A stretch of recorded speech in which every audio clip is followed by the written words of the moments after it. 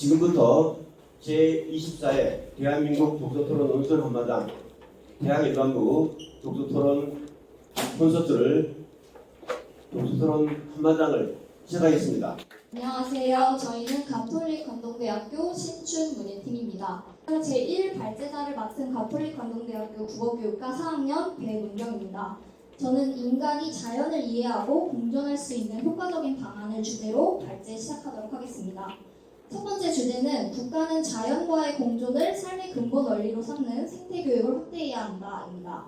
그 이유로는 첫째, 생태적 순환 속에 인간이라는 인식을 통해 삶의 철학을 확장할 수 있다가 있습니다. 근거로는 니힐리스트로 사는 법에서 카미의 통찰처럼 생태적 순환에서 인간이 무의미를 정직하게 마주하고 새로운 삶의 철학을 구성하는 니힐리즘을 확인해 볼 수 있었습니다. 둘째, 인간 중심주의에서 벗어나야 기후 위기와 생태 파괴에 대응할 수 있다가 있습니다. 근거로는 모래군의 12달에서 제시하듯이 인간이 탐험선의 선장이지만 결코 그 탐험의 유일한 목적이 될 수 없으며 라고 인간 중심주의의 극복이 시급하며 동물, 생물들의 친족처럼 생각하는 인식 전환이 필요하다고 제시하고 있습니다. 이상으로 1 발제를 마치도록 하겠습니다. 안녕하세요. 제2 발제자 가톨릭관동대학교 국어교육과 4학년 이혜은입니다. 저는 타인이 아닌 자신에게서 존재 이유와 삶의 목적을 찾는 방안을 주제로 발제하도록 하겠습니다. 첫 번째 주장입니다. 국가는 인간과 자연의 경계를 허무는 무활일체형 도시 공간을 조성하고 생태적 멈춤과 존재 회복의 권리를 보장해야 합니다. 첫 번째 이유로는 생태적 멈춤을 통해 자연의 계절적 리듬을 따라감으로써 사회의 리듬이 아닌 자신만의 고유한 리듬을 발견할 수 있다입니다. 학술지의 자본주의와 스펙터클이 지배하는 현대의 일상성을 비판 분석하는 리듬 분석을 보면 리듬 분석을 통해 현대사회가 속도의 리듬에 갇혀 있음을 지적하고 있습니다. 또한 니힐리스트로 사는 법에서는 자기 인생의 주인된 자는 모든 판단에 있어서 그 기준 역시 스스로 만들어야 한다고 말합니다. 계절의 변화처럼 개인에게도 고유한 리듬과 시기가 있습니다. 생태적 멈춤을 통해 본질을 회복하여 자신만의 리듬을 발견하는 것이 중요합니다. 두 번째 주장입니다. 국가는 교육과 미디어를 통해 내면의 가치와 다양성을 존중하는 교육을 확대해야 합니다. 첫 번째 이유로 국가적인 움직임은 사회 전반의 인식 변화를 이끄는 가장 효과적인 수단입니다. 모래군의 12달에서는 토지 윤리의 진화를 가로막는 가장 심각한 장애는 우리 교육 및 경제체제가 토지 의식을 향해 나아가기는커녕 오히려 그것에서 옅어지고 있다는 사실일 것이다 라고 합니다. 이처럼 국가의 움직임은 사람들의 인식에 영향을 미친다는 것을 알 수 있습니다. 헌법 제2장 국민의 권리와 의무 조항을 보면 정부는 국민을 대신하여 역할을 수행하는 대리인이라고 말합니다. 정부가 다양한 영역에서 영향력을 갖는 만큼 국가적인 움직임은 인식의 변화에 큰 도움이 될 것입니다. 이상으로 발제를 마치겠습니다. 감사합니다. 네, 일단 발제 잘 들었습니다. 네, 인간 중심적 사고 중에 교육도 포함된다고 생각을 하는데 인간만이 할 수 있는 고유한 행동이기 때문에 저는 그렇게 생각하는데 동의하시나요?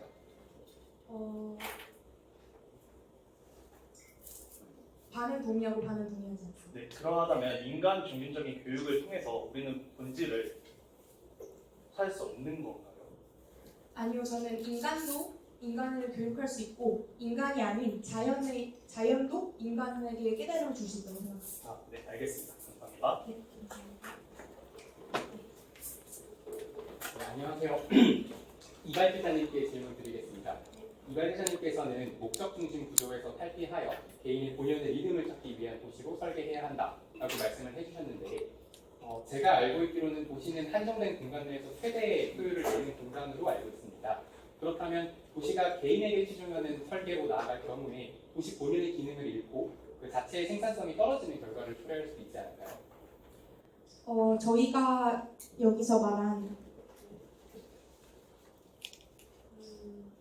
무활일체형 도시 공간이란 우선 일반적인 회사에서 벗어나서 저희가 예시를 하나 준비했는데 이걸 보시면 미국 버지니아 비치에 있는 브록 환경센터라는 곳입니다.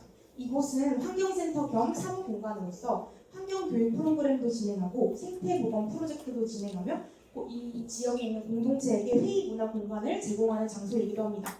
이처럼 하나의 회사가 다양하게 그 주변 인구나 아니면 자연을 위해 이렇게 공간을 마련할 수 있다는 점을 알아주셨으면 좋겠고, 이렇게 되면은 효율적으로 인간을 위한 공간과 자연을 위한 공간 두 가지 다 마련할 수 있다고 생각합니다.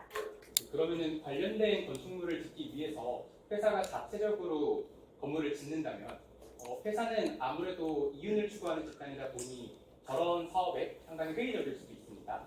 이런 경우에 회사가 저러한 사업을 유치하도록 하는 동의는 무엇이 있을까요? 저희가 주장에서 처음으로 말씀드렸다시피 국가는 이라는 전제가 깔려 있습니다. 그렇기 때문에 국가가 나서서 그 사기업이나 공기업에 지원을 줌으로써 그것을 해결할 수 있다고 생각합니다. 네, 알겠습니다. 감사합니다. 저도 오늘 대학 일반부에 참여한 서울대 교육학과 용지훈이라고 합니다. 우선 좋은 발제 정말 잘 들었습니다. 또 생태교육 첫 번째 주장으로도 얘기를 해주셨던 것 같은데, 사실 우리 학교에서 강조해야 할 가치는 생태 한 가지뿐만이 아닙니다. 그럼에도 우리가 생태교육을 보다 더 강조해야 할 이유가 있을까요?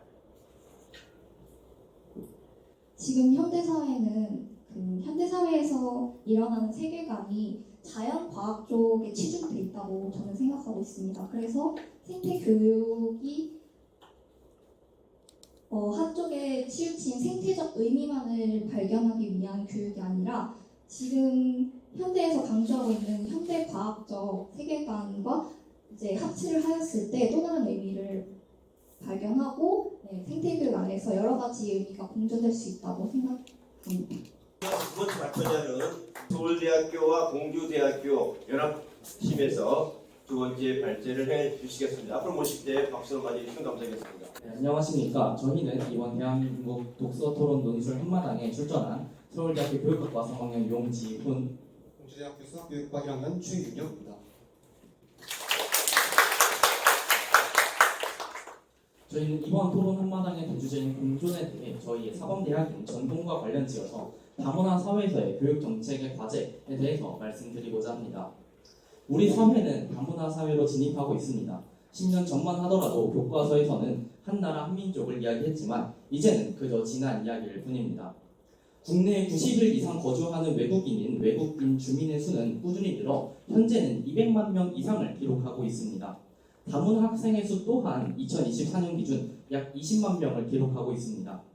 우리 대회가 열리는 이곳 강릉의 인구가 약 20만 명이고 강원도의 인구도 약 150만 명이라는 점을 감안할 때 외국인 주민과 다문화 학생 또한 이제는 우리 정책의 우선순위로 고려해야 한다라는 점을 알 수 있습니다. 이렇듯 우리나라는 다문화 사회로의 이행에 대비하여 2006년부터 매년 교육부 차원에서 다문화 교육에 대한 지침을 발표하고 있습니다.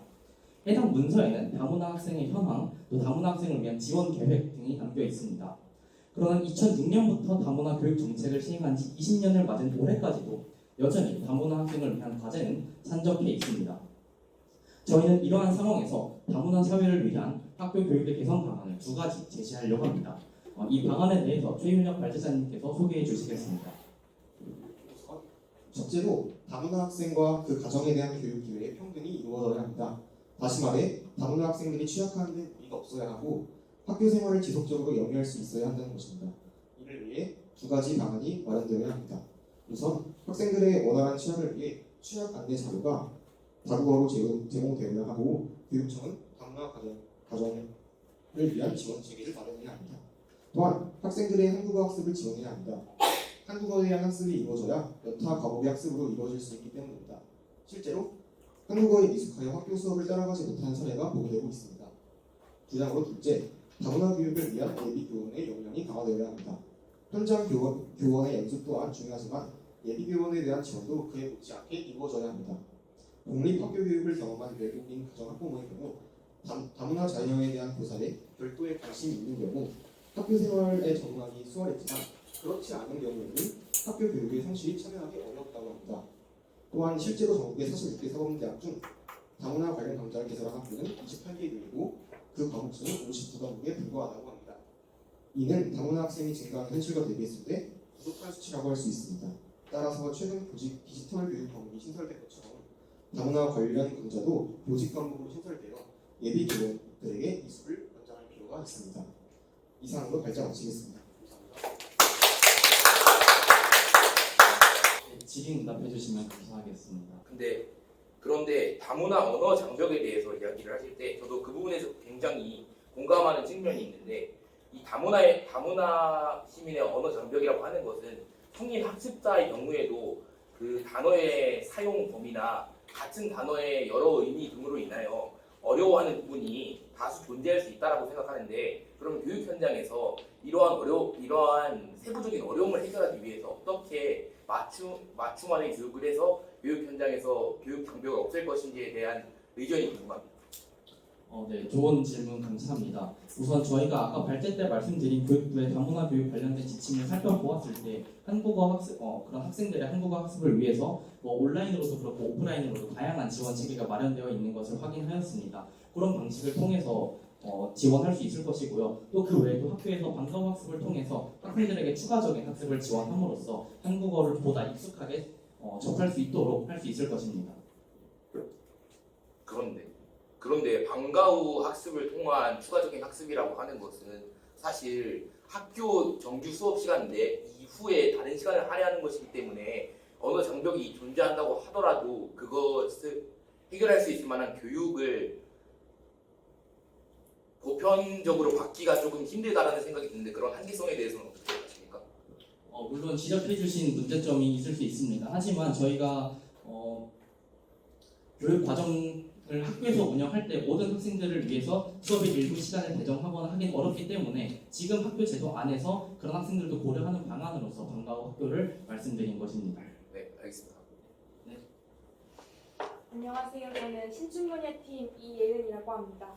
우선 예비교원 역량 강화를 위해 교직 과목으로 다문화 과목을 신설해야 된다고 하셨는데, 같은 교육과셔서 아시다시피 4년 안에 많은 교직 과목이 있지만 그 교직 과목 자체도 부족하게 듣고 있다고 알고 있습니다.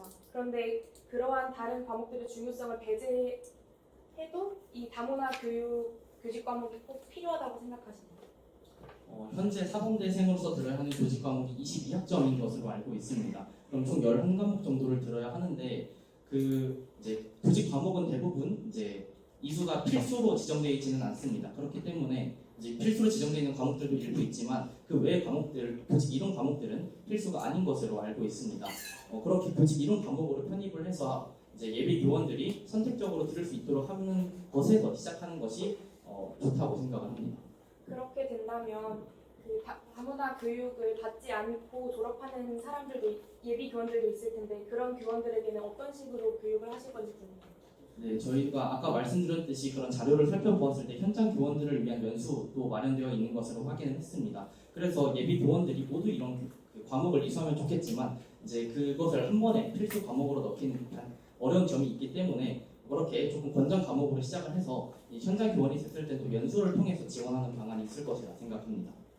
시간이 되었습니다. 부산교대 팀과 동국대 연합팀의 발표자를 무대로 모시겠습니다. 안녕하십니까. 부산교육대학교 김태현, 동국대학교 경제학과 권정우입니다. 저희의 주제는 공존을 위해서 독서와 토론은 필요하다입니다. 먼저 주장을 하도록 하겠습니다. 네, 공존을 위해서는 독서와 토론이 반드시 필요합니다. 그 이유로는 독서와 토론이 공존의 대상을 확장하고 그 대상에 대한 사랑과 존중을 가능하게 하는 중요한 도구이기 때문입니다. 주장의 이유로는 독서 토론은 공존의 대상을 심도 있게 이해하게 만듭니다. 공존은 단지 함께 존재하는 것이 아니라 이해와 존중을 전제로 함께 있는 것입니다. 독서와 토론은 우리가 쉽게 인식하지 못하는 존재들까지도 공존의 대상으로 받아들이게 합니다. 그러한 가능성을 열어놓기도 하고요. 예를 들어 알도 레오필드의 모래군 12화를 읽으며 인간 중심적인 사고에서 벗어나 토양, 식물, 동물까지도 생명 공동체의 일원으로서 공존해야 할 대상으로 그 사실을 알게 됨으로써 지식을 확장시킬 수 있습니다. 그는 대상도서에서 나는 토지에 대한 우리의 윤리관계가 그것에 대한 사랑과 존중 없이 형성될 수 없다고 생각하지 않는다라고 말하며 공존을 위해서는 공존의 대상에 대한 지각과 사랑이 필요하다고 강조합니다. 이를 위해서는 토론과 같은 상호 소통의 장이 필요합니다. 자신의 생각을 말하고 타인의 생각을 듣는 과정에서 우리는 공존의 방식, 그리고 범위, 그리고 수평적인 관계를 성찰할 수 있고 또 발전할 수 있기 때문입니다. 따라서 공존은 단지 함께 사는 것이 아니라 서로 알아가며 함께 살아간다는 말입니다. 독서와 토론은 우리가 누구와 함께 살고 있는지 지각하게 하고 그 대상에 대해 책임감을 느끼게 하며 그 책임을 실현 가능한 윤리로 확장시킬 수 있도록 도와줍니다. 네, 안녕하세요. 이발제를 맡은 권정우입니다. 공존을 위해서는 독서와 토론이 반드시 필요합니다. 그 이유는 우리 사회의 다양한 가치를 반영하는 단초가 될 수 있기 때문입니다. 독서와 토론은 기존의 권위주의적인 관념에서 감히 의문을 제기하고 더 나은 방향으로 나아가는 단초가 될 수 있습니다. 돈과 명예, 권력, 다소 사회적으로 합의에 이른 것 같아 보이는 가치들은 그 자체로 만학으로 규정하기 힘듭니다. 그러나 사회적으로 힘을 얻은 권위가 거짓말일 수도 있다는 반문을 제기합니다. 그 근거로 미국의 심리학자 토드로스의 저서 집단 착각에 나온 바와 같이 내가 진정으로 바라지 않지만 남들이 바라는 것 같아 나도 동의하는 이른바 합의의 착각이 존재할 수도 있습니다. 집단 착각에 빠진 사회는 자칫 죽음의 원무곡을 그릴 수 있습니다. 사람들이 진정으로 원하지 않는 것이 사회의 주요 의제가 되면서 극단적인 방법을 동원하여 해결하고자 하는 경우가 2차 세계대전 당시 나치와 같이 사람들의 개별적 사유가 차단된 채 전체주의 사회가 부상할 수 있다는 점이 그러합니다. 이러한 바탕에서 사회의 공존을 위해 독서와 토론이 필요함을 역설합니다. 이상으로 발제를 마치겠습니다. 감사합니다. 제가 4학년이다 보니까 교생 실습을 나갔다 왔습니다. 그런데 막상 학교 현장에 가보니 제가 학교에서 배운 활동 중심 수업은 절대 할 수 없는 구조로 그 수업이 진행되고 있더라고요. 그런데 이런 토론 활동 같은 경우에는 활동 중심 수업이라고 알고 있는데 그렇게 지금 실제로 학교 현장에서 그게 사용될 수 없는 상황에서 어떻게 하면은 그런 토론 수업이 더 많아지고 실현될 수 있을지 방안이 궁금합니다. 네. 또 저에 대한 질문이니까 제가 일단 좋은 반론 감사드립니다. 네, 저희가 약간 방안에 대해서 좀 소홀히 하는 거가 약간 느껴지는데 방안에 대해서 다시 한번 말씀드리겠습니다.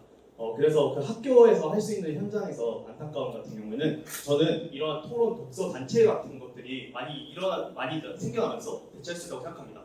좋은 발제, 좋은 발판 감사합니다. 크게 우선 좋은 발제 잘 들었습니다. 그런데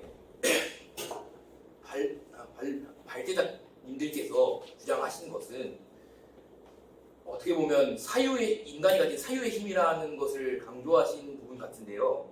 그런 사유의 힘이라는 것은 어떤 매개체를 통해서 인간이 사고함으로 인해서 파편화된 의제 속에서 자신의 생각을 찾아나가는 그런 부분이 굉장히 중요하다고 발언하신 것 같은데, 그렇다고 한다면은 그 많은 현대사회가 가지고 있는 많은 매체들 가운데서 굳이 독서를 통해서 그런 인간의 사고를 확정할 수 있다라고 주장하시는 이유가 따로 있으시다면 그것이 무엇인지 여쭤보고 싶습니다.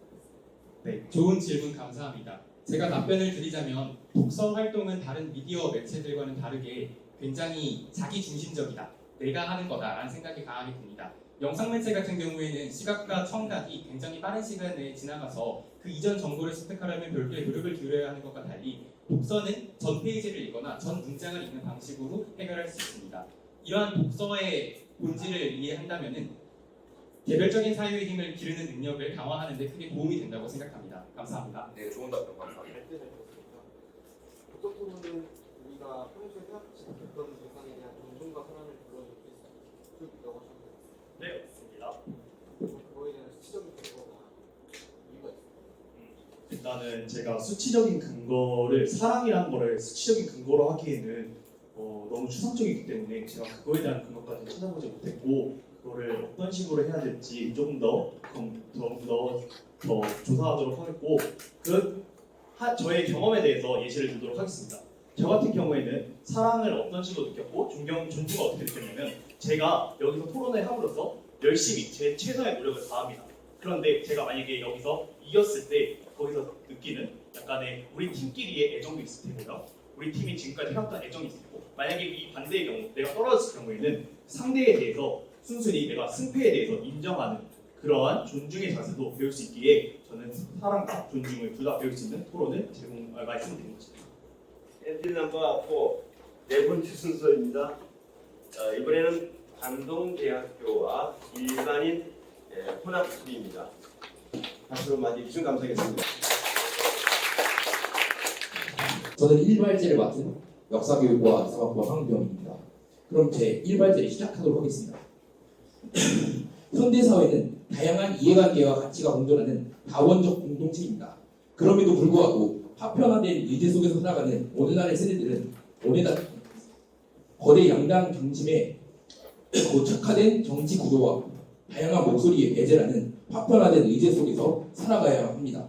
이러한 상황은 단순한 의견의 대립을 넘어 대의민주주의의 본질을 위협하는 중대한 문제입니다.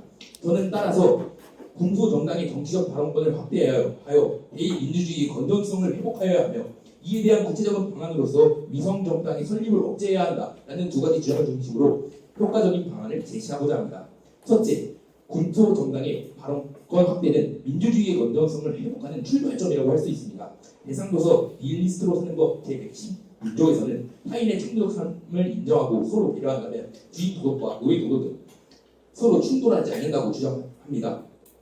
이에 따르면 군소 정당의 다양성과 존재 이유를 인정하는 것은 건전한 시민사회의 명목과도 일맥상통합니다. 둘째, 위성정당의 설립은 강력히 억제되어야 합니다. 위성정당은 거대 정당이 비례의석 확보를 위해 만든 편법적 장치로 명목상 군소정당에 팔을 쓰고 있을 뿐 실상은 정치 공작에 가깝습니다. 지금까지 천재이루팀의 제1발제자 황병인이었습니다. 감사합니다. 제2발제자 일반인 오한규입니다. 저는 모두의 행복을 위해 다양성이 공존하는 효과적인 방안으로 공공재 시설 중 도서관과 사서실을 빌리자는 주장과 정보 취약 계층에 대한 학교 바우처 제도를 확대 실시하는 주장을 합니다. 도서관 수와 사서실 수를 늘려 공공재 서비스를 강화하면 사회 경제적 편익도 함께 증가합니다. 또한 민주주의와 다양성을 해치는 사회 불평등, 불균형 문제 해소에 큰 기여를 하게 됩니다. 정보 취약계층에 대한 학교 바우처 제도는 사회적 약자에 대한 교육비 부담을 줄이고 교육 기회를 제공하여 이 또한 사회 불균형, 불평등 문제 해소에 큰 기여가 됩니다. 이상입니다. 1발제자님께 질문 드리겠습니다. 네, 좋습니다. 발제 잘 들었습니다. 네. 1발제자님께서는 군소정당의 발언권을 확대해야 한다고 주장하셨는데요. 네. 군소정당의 발언권을 확대할 시의 문제점을 고등학교 정치학부 교과서에서는 국회의 의사결정 기능이 마비될 수 있다라고 밝히고 있습니다. 네. 이를 바탕으로 볼 때 국회의 효율적 의사 진행을 의도적으로 방해할 시에 네. 오히려 더 많은 국민들에게 피해를 입을 수도 있지 않을까요? 좋은 질문입니다. 하지만 군소정당의 실질적인 역할은 정책의 제시보다는 의제의 보편화와 다원화라는 측면에 있다라는 것을 고려를 했을 때, 그러한 말씀 주신 부분은 충분히 문제가 될 수는 있지만 그 원내에서의 군소정당의 역할을 생각해 봤을 때 그렇게 큰 문제가 되지 않을 것이라고 판단하고 있습니다. 이발제자님께도 여쭙고 싶은 것이 있는데 두 번째 주장의 이유로 정보 취약계층을 학교 바우처를 제공해야 된다라고 말씀을 해주셨습니다. 그런데 학교에는 많은 지원해줘야 될 학생들이 많은 것으로 알고 있는데 특별히 정보 취약계층을 말씀하신 이유가 있을까요? 정보 취약계층이 사회적 약자이기 때문에 그렇습니다. 적어도 법적으로는요. 정보 취약계층이라고 하면 장애인, 저소득층, 고령층, 농어민, 국가이탈 주민, 다문화 가정입니다. 이들을 우리 사회에서는 사회적 약자로 보고 있고요. 법률에도 그것을 명시하고 있습니다. 그래서 그렇습니다.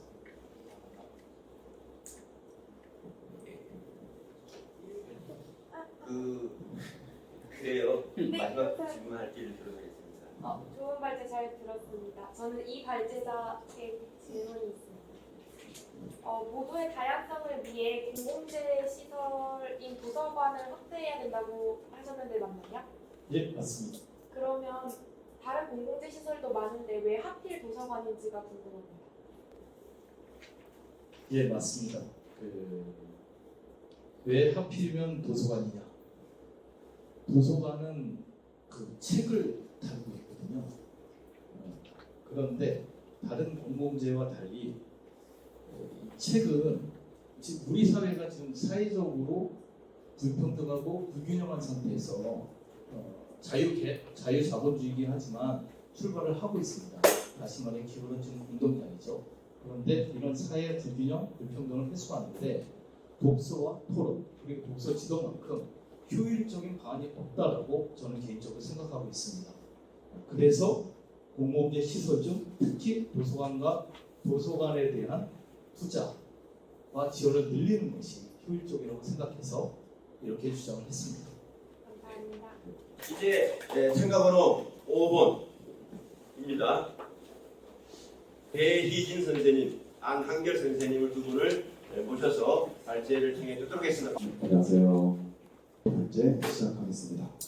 이 노래군의 12달이라는 도서는 위스콘신 강변 노겟의 삶을 과장 없이 덤덤히 그려내고 있습니다. 그럼에도 불구하고 우리는 어려움 없이 환경 문제에 대한 성찰 기회를 넉넉히 제공받을 수가 있습니다. 현대에 들어와 에너지 사용량은 가파르게 상승만 거듭해왔습니다. 개인, 기업, 국가, 세 주체 모두가 성장이라는 미명하에 비정상적 평균 기온 상승을 외면해왔습니다. 이제 그 수준은 임계점에 이르렀고 기온 상승 통제가 영구적으로 불가능해진다고 합니다. 대부분의 사람들, 심지어는 환경단체조차 지구온난화의 대안이라며 친환경 에너지 제시하고는 합니다. 탄소 중립 논의가 수면에 떠오른 지는 이미 20년이 넘었습니다. 가시적 개선은 전혀 이루어지지 않았다고 해도 과언이 아닙니다. 선진국의 탄소 제국주의 논란, 기업의 자본주의적 관점, 개인의 자유주의적 관점, 이것들이 복잡하게 어울려 있어 유의미한 협력이 사실상 불가능하기 때문입니다. 최근 30년 동안 우리나라 연평균 기온은 1.4도 상승하였고 앞으로도 꾸준한 기온 상승이 예견되는 상황이지만 우리의 적정 기온에 대한 인식은 전혀 변화 기미가 보이지 않습니다. 그 파장에 대한 고려는 없고 예년보다 더운 여름, 예년보다 더 잦은 에어컨 사용으로 상쇄하자는 것이 당연스레 여겨집니다. 공공기관 냉방 28도 하한, 이게 가혹하다고 호소하는 우리와 영상 6도에 100명이 넘는 동사자가 발생한 대만이 동시에 공존하고 있습니다. 이 현실을 보면 사실 적정 온도 개념이라는 것이 결국 생물학적인 것이 아니라 사회문화적으로 우리 인식에 고착된 것이라는 것을 알 수 있을 것입니다. 네, 그럼 이해하겠습니다. 네, 우리의 인식 변화를 통해 악순환을 끊는 구체적 정책을 두 가지 제안하도록 하겠습니다. 자, 먼저 개인 부담 환경 보전 비용의 확대입니다. 환경 보전은 더 이상 특정 집단이나 정부의 역할만으로는 해결할 수 없는 시대에 접어들었습니다. 이제는 소비자, 즉 우리 모두가 그 책임을 나누어야 할 때라고 생각합니다. 특히 환경 보전을 위한 제반 비용은 생산자뿐만 아니라 소비자도 함께 부담해야만 합니다. 그 이유는 소비자 선택이 환경을 좌우하는 중요한 힘이 되기 때문입니다. 우리가 일상에서 구매하는 제품과 서비스는 결국 시장에 영향을 미치고 그 결과는 환경에 반영되기 때문입니다. 니힐리스트로 사는 법에서 말하듯 기존의 가치는 허물어졌지만 그렇다고 무의미 속에 안주해서는 안 됩니다. 오히려 우리가 스스로의 의미를 만들어 가야 한다면 환경에 대한 책임 역시 주체적으로 감당하는 자세가 필요합니다. 즉 소비자들이 비용을 나누는 것은 곧 책임을 나누는 것이며 책임을 나누는 것은 우리가 함께 미래를 설계하는 가장 직접적인 방법일 것입니다. 네, 인간에게는 환경 윤리를 준수할 도덕적 의무가 있다라는 주제에 대해 중등 교육과정 내 인문학 교과군 신설 제안으로 이어가려고 합니다. 장기적 인식 변화를 유도하는 본 교육 정책은 실천을 통해 인식 변화를 유도하는 전순한 첫 번째 제안과 상승 효과를 낼 것입니다. 이상 발표를 마치겠습니다. 발제하신 내용은 정말 수준 높고 잘 들었고요. 제가 질문 드리고 싶은 내용은 교육과정이랑 교과서 부분에 대해서 언급을 하셨는데 교육과정이나 교과서는 어쨌든 국가 단위에서 기초적인 설계가 들어가는 것이기 때문에 그런 측면도 있고 특히 교과서의 경우에는 텍스트라는 그런 전달 방식에 한정되어 있는 그런 측면이 굉장히 크다고 생각하는데 그런 측면을 극복하고 말씀하신 생태 교육을 좀 더 확대하기 위해서 실질적으로 주제 하나만 들어서 그 생태 교육을 어떻게 실질적으로 수업에 활용하면 좋을지에 대해서 생각하시는 분이 있다면 하나만 말씀해 주시면 제가 아까 환경 과목에 대한 언급을 잠깐 드렸어요. 환경 교과가 이제 한때 좀 주목을 많이 받았잖아요. 도입도 실제로 된 학교가 몇 있었고 근데 이제 저는 그게 현실에 그게 부딪힌 게 결국에는 뭐 특정 학문의 입장에서 접근을 했었기 때문이라고 생각해요. 뭐 교과서에 대해서도 언급을 해주셨는데 지금의 교과서라고 하면 사실 저는 텍스트에 국한된 것인가라는 생각이 많이 들거든요. 고교학점 이제 도입으로 과목이 실무 위주로 또 많이 개편이 되면서 이 한계를 극복할 수 있는 제도적 기반을 어느 정도 갖춰졌는데 이 학문의 층위를 옮기려는 노력은 조금 없다고 생각을 해요. 뭐 환경이랑 동의했건 뭐 생명과학, 물리 뭐 거기서 조금 더 나아서 연극 과목은 가르치지만 그 위에 있는 근본적인 것에 대한 논의가 없다 보니까 우리가 과학 지식을 갖춘 학생은 있고 수학 지식을 갖춘 학생은 있는데 문해력을 갖춘 학생은 없다 이런 결과가 나오는 거라고 저는 생각을 하거든요. 저는 가톨릭 감동대 컴퓨터 교육과에 재학하고 있는 박현중이라고 합니다. 첫 번째 제안 주셨던 말씀이 이제 좀 더 친환경적인 제품에 좀 더 투자하는 인식이 필요하다고 말씀해 주신 걸로 이해를 했는데요. 실제로 독일 같은 경우는 어렸을 때부터 생태 교육을 통해 이러한 인식이 좀 더 확립되어 있다고 알고 있고 저희 나라도 그걸 좀 따라갈 필요가 있다고 생각하고 있습니다. 그러면 이런 좋은 인식이 항상 뒤따라오는 것이 좀 이를 악용하려는 것이라고 생각하는데 이에 해당하는 게 그린워싱이라고 생각이 듭니다. 이러한 그린워싱을 해결하기 위한 방안은 무엇이 있을지 말씀해 주실 수 있을까요?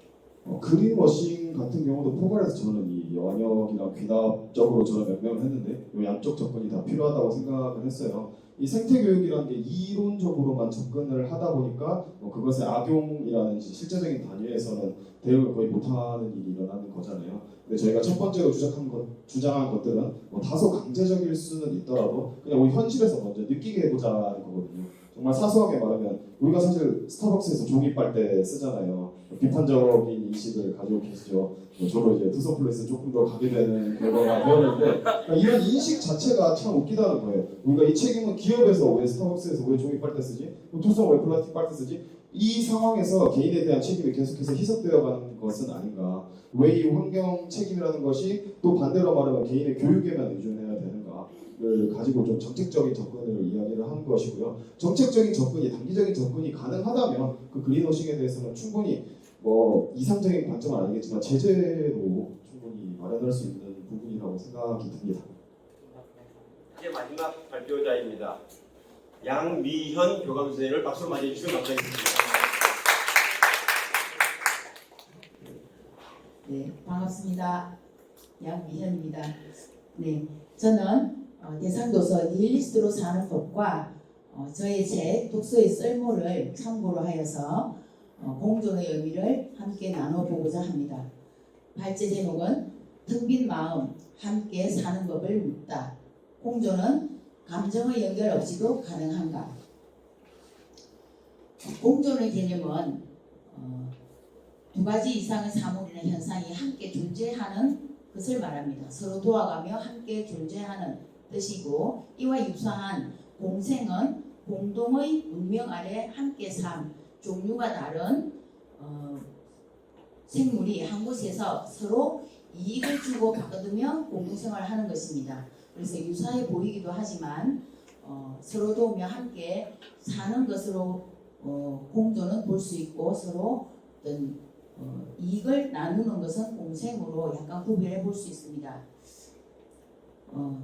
저희 입장은 공존은 감정적 연결이 없이도 가능한가에 대해서 감정적 연결이 있어야 가능하다입니다.